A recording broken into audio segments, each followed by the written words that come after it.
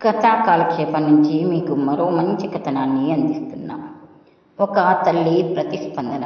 రచన సూర్యనారాయణ గోపరాజు. వర్ధనమ్మ గారు దీర్ఘ ఆలోచనలో పడింది. ఈ మధ్య ఆమె ఆలోచనలు ఎటూ తేలక అంతు లేకుండా సాగుతున్నాయి. భర్త ఆనందరావు పోయి తను ఒంటరినైనప్పటి నుంచి దిగులుతో ఇదే పరిస్థితి.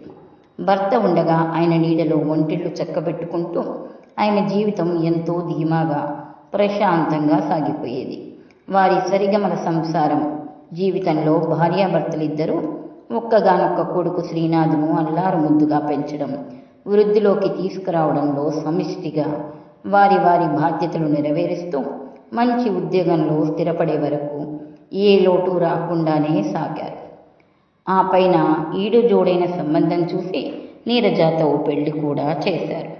ప్రస్తుతం కొడుకు కోడలు ఇద్దరూ ఉద్యోగాలు చేసుకుంటూ సుఖజీవనం సాగిస్తున్నారు. ఆనందరావు కూడా తన జీవితమంతా ముందు చూపుతో సంసారాన్ని భావి విశ్రాంత జీవితం సుఖమయంగా ఉండాలనే దృష్టితో ఎంతో పొదుపుగా జీవనం సాగిస్తూ ఉద్యోగ సమయంలోనే ఒక హౌసింగ్ సొసైటీలో చేరి ఇంటి స్థలము భార్య వర్ధనమ్మ పేర కొన్నాడు. తర్వాత హౌసింగ్ లోన్ తీసుకుని చిన్న ఇండ్లు కూడా నిర్మించాడు.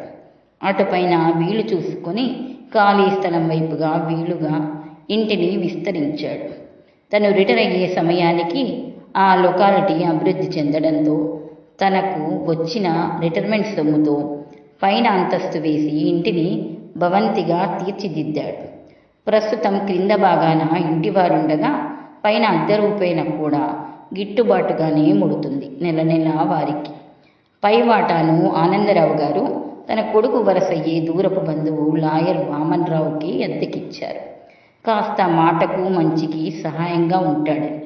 వామన్రావు కూడా వృద్ధ దంపతులను బాబాయ్ గారు పిన్ని గారు అని పిలుస్తూ ఆప్యాయంగా కలివిడిగానే ఉంటాడు. అతని భార్య పంకజాక్షి కూడా వర్ధమానమ్మ గారితో అత్తయ్య గారు అని పిలుస్తూ అన్నిటికీ చేదోడు వాదోడుగా ఉంటూ కలివిడిగానే ఉంటుంది. అవసరానికి చిన్ని చిన్ని పనులకు సహాయపడుతూనే ఉంటారు వారిద్దరూ ఆ వృద్ధ దంపతులకు.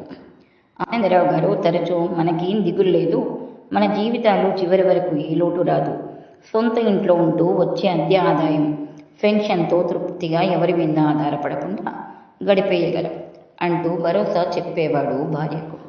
అలా ధైర్యం చెప్పే భర్త తోడు ఆమెకు మరెంతో కాలం నిలవలేదు.